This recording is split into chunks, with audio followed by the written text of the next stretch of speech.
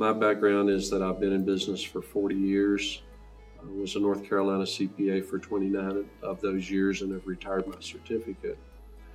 I've been involved in manufacturing, I've been involved in textiles, I've been involved in banking.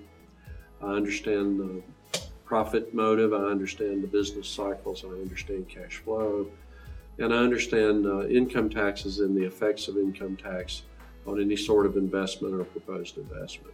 We have built a model with several 100,000 calculating cells that will take into account the options that we have. We've built it with about 40 independent variables that we think are important to the outcome of a system.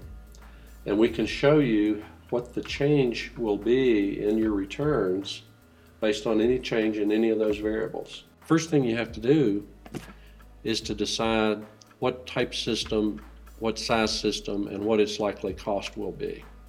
Next is where are you going to get the money for the system? How are you going to finance it, capitalize it? Next would be what sort of tax rates are involved in the people who are going to invest in this system, and what sort of tax credits might be available. As you know, the U.S. and state tax laws tend to change over time. Next is what will you do at the end of a period of time after you own the system? When will you turn it over to another owner? And in what method will you use to turn it over to a new owner?